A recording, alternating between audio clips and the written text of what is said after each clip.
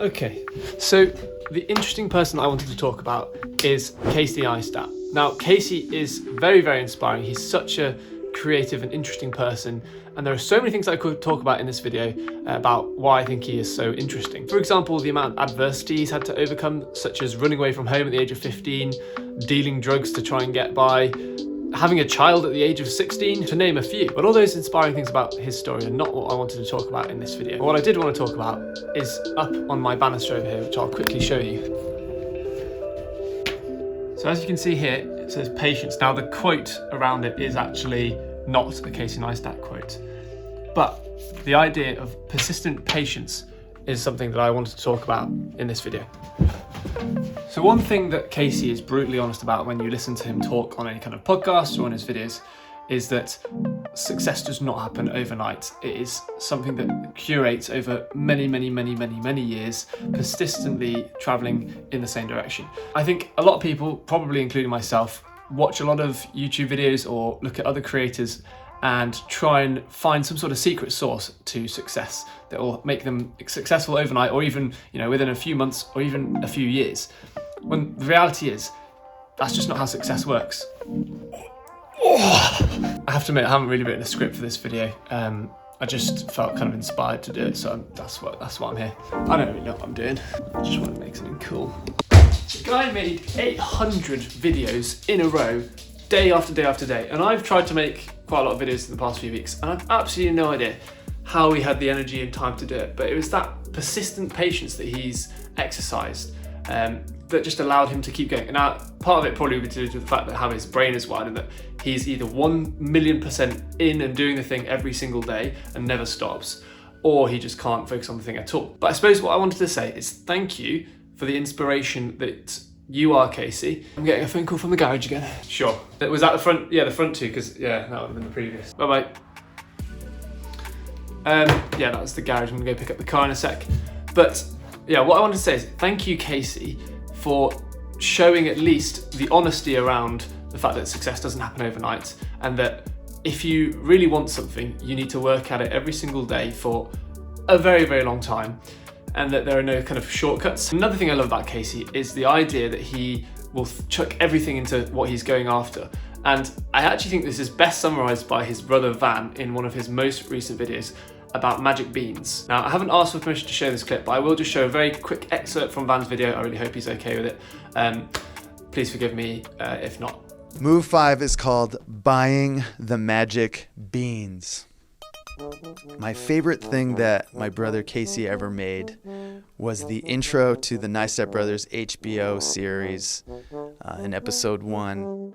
In Jack and the Beanstalk, Jack and his mom own a cow. It was a nice cow, but it was all they had. When Jack goes out to sell their cow, instead of selling it for gold, he sells it for a handful of beans. Beans that were supposed to be magical. For me, that's where the story ends. Yes, Jack eventually grows a beanstalk, and he robs the giant, gives all the stolen gold to his mom, then he murders the giant with his axe. The point is, he didn't trade the cow for money or a sure thing. He traded the cow for a chance at something great. And buying the magic beans is like making that irrational decision that comes from your gut and ends up steering your life on an unimaginable course. And for me, in my actual 49-year life, my magic beans was buying a video camera and an iMac back in 2000 with all of the money I had and some of the money I didn't have.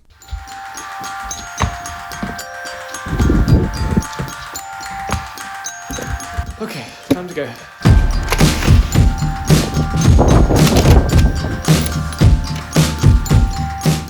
I suppose the idea of the magic beans is the whole idea of risking kind of as much as you can and much as you have to get that thing that you're looking for.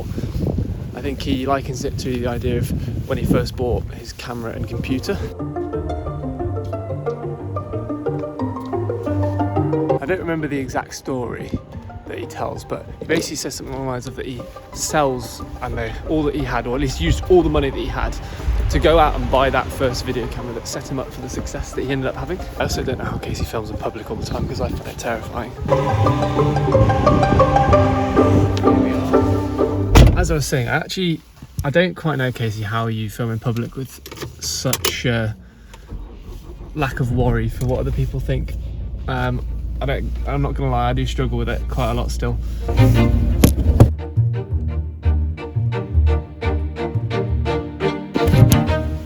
And we're back. So yeah, this whole filming in public thing I do struggle with, but I actually remember that Casey's got a pretty good way of, I suppose, not covering up himself, but maybe disguising or putting on a sort of alter ego that gives him the confidence, or I don't think Casey lacks confidence, but it certainly puts on his personality of Casey Neistat, the filmmaker. So I have an idea of how I could maybe improve my ability to film in public. So let's go and see if we can do that. I'm actually off to Specsavers to get some new lenses for my glasses, as I've gotten a little bit more short-sighted. So we might see if I can maybe find something down there to improve my public self-confidence with filming. Right, time to head off to Specsavers.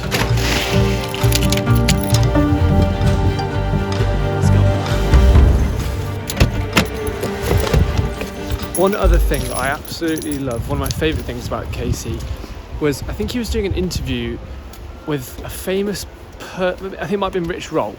It was quite a long time ago, but effectively Rich Roll said, if you've got any advice for my daughter, who's, I don't know, 8 or something at the time, then what advice would you give her? And he basically said, ignore everyone. And initially I was like, that's pretty rubbish advice. But then the more I've kind of listened to him talk about other things, the more it makes so much sense. The amount of stuff that's on YouTube that's trying to like teach you how to do certain things, including me, to be honest, so I don't know why you listen to me, but the amount of people out there like trying to give you advice and tell you how to do certain things is absolutely insane. And most of the people don't know what they're talking about. And he basically said, stop worrying about what other people think. Stop worrying about, all the advice that they're giving you, and just go for it. Whatever the thing is that you are really passionate about, just go for it and stop trying to like get the perfect secret sauce.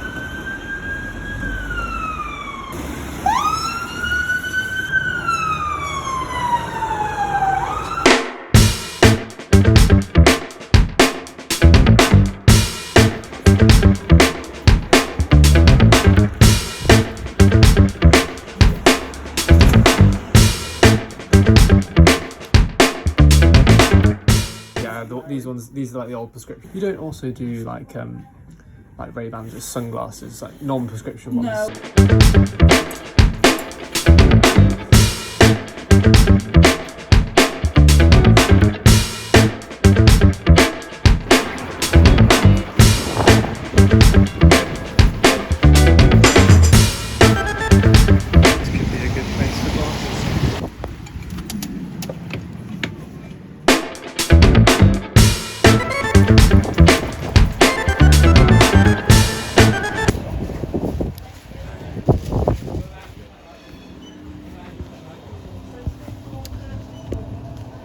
As I was saying, I really don't like filming in public, but I have a solution. I'm trying to find some sunglasses just like Casey's.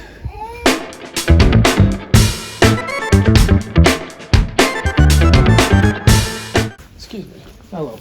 So this is going to sound like a strange request Go on, based mate. on the time of year. Yeah, go on. Do you have a sunglasses section? We don't know. Don't. That's all summer stuff. Summer stuff. Yeah. In the back somewhere.